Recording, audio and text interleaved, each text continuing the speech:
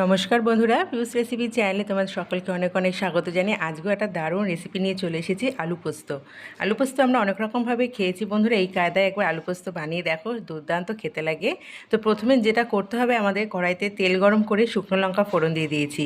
এখন এর মধ্যে আমি একটা পেঁয়াজ কুচি দেবো। আর আজকের আলু পোস্তটা কিন্তু নিরামিষ করছি না, আমিষ রান্না করছি। কেমন? তো তার জন্য দেখো এখানে 1 চামচ আমি পাঁচফোড়ন দিয়েছি। পাঁচফোড়নটা একটু তেলের ওপর ভাজা ভাজা হয়ে গেলেই আমি এখানে একটা গোটা পেঁয়াজ কুচি দিয়ে দেবো। এই কায়দায় আলু পোস্ত বানিয়ে খেয়ে দেখবে বন্ধুরা, নিরামিষভাবে আলু পোস্ত তো অনেক সময় খেয়েছো, কিন্তু এই কায়দায় বানিয়ে খেলে না মুখে লেগে থাকবে, এটা এতটা টেস্টি হয় খেতে। আর বিউলির ডালের সঙ্গে এইরকম আলু পোস্ত কিন্তু কথা ভাবাই যায় না। আর বিউলির ডালের রেসিপি আমি এর আগে আপলোড করে দিয়েছি তোমাদের কাছে, তোমরা অবশ্যই একবার রেসিপিটা দেখে নিও। প্রথমে দেখো পেঁয়াজটা আমার ভাজা হয়ে গেছে, আর পেঁয়াজটা কিন্তু হালকা আমি ভেজেছি, খুব একটা ডিপভাবে ভাজিনি, হালকার ওপর ভেজেছি যাতে পেঁয়াজের কাঁচা গন্ধটা দূর হয়ে যায়। তারপর দিয়ে দিলাম কেটে রাখা ডুমো ডুমো করে আলু। এখানে আমি টোটাল 300 গ্রাম মতো আলু নিয়েছি, আর আলুটাকে এরকমভাবেই আমি কেটেছি। এখন আলুর মধ্যে দিয়ে দিলাম স্বাদ মতো লবণ আর পরিমাণ মতো হলুদ গুঁড়ো। লবণ আর হলুদ গুঁড়ো দিয়ে আলুটাকে ভালো মতো আমি একটু ভেজে নেব। আর ভাজাটা কিন্তু ঢাকা দিয়ে ভাজতে হবে, যাতে আলুটা ভাজার মধ্যে অর্ধেকটা সেদ্ধ হয়ে যায়। মিডিয়াম আঁচে আমি আলুটাকে ভাজবো আর ঢাকা দিয়ে ভাজবো। আজকের এই আলু পোস্ত রেসিপিটা তোমাদের কেমন লাগছে বন্ধুরা, তোমরা কিন্তু কমেন্টসে জানাতে একদমই ভুলবে না।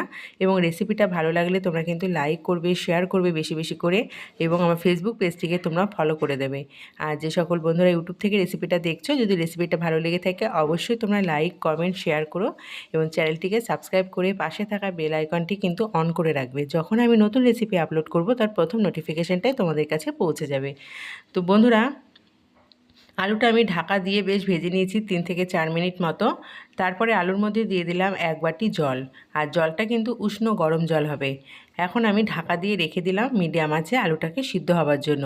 এদিকে শিলনোড়ার মধ্যে নিয়ে নিলাম আমি পোস্ত। এখানে আমি 3 চামচ পোস্ত নিয়েছি আর 7-8টা কাঁচা লঙ্কা নিয়েছি। এখন একটু ভালো মতো আমি পোস্তটাকে বেটে নেব।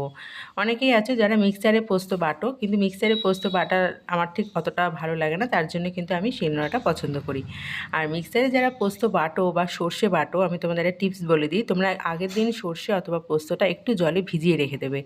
দেখবে পোস্তটা পরের দিন একটু অনেকটা জল টেনে নিয়ে ভারী হয়ে যাবে, এবং সেই ভারী পোস্তটা বাটতেও কিন্তু অনেকটা সুবিধা হয়। তো আমার কিন্তু শিলনোড়াতে বাটতে বেশি পছন্দ, তাই আমি শিলনোড়াটাই পছন্দ করেছি। আর এখানে ঝালের জন্য আমি দিয়েছি 7-8টা কাঁচা লঙ্কা। তোমাদের যদি ঝালের পরিমাণটা এখানে বেশি লাগে, তোমরা কিন্তু অবশ্যই ঝালের পরিমাণটা এখানে কমিয়ে ব্যবহার করতে পারো।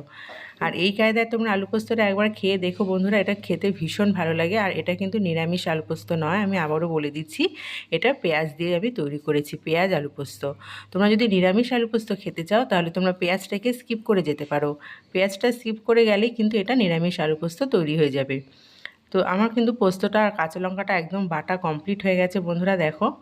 এখন আমি আলুটা নাড়াচাড়া করে দেখে নেব যে আমার আলুটা কতটা সিদ্ধ হলো। অনেকেই আমরা যেটা ভুল করি যে পোস্তটা আগে দিয়ে দিই আলুর মধ্যে, তারপরে জল দিয়ে দিই। তো সেইভাবে পোস্ত রান্না করে অতটা টেস্ট মনে হয় না। এই কায়দায় একবার খেয়ে দেখবে, এটা খেতে দুর্দান্ত লাগে। তো আলুটা আমার অনেকটাই সিদ্ধ হয়ে গেছে। এখন আমি বেটে রাখা পোস্ত আর কাঁচা লঙ্কা বাটা দিয়ে দিলাম। আর এখন কোনটায় জল আর দেবো না, যেটুকু জল তোমরা দেখতে পাচ্ছ এই জলের মধ্যে রান্নাটা আমি তৈরি করব। এবং আলু পোস্তটা কিন্তু একটু মাখা মাখা খেতে ভালো লাগে, বেশি একটা ঝোল ভালো লাগে না।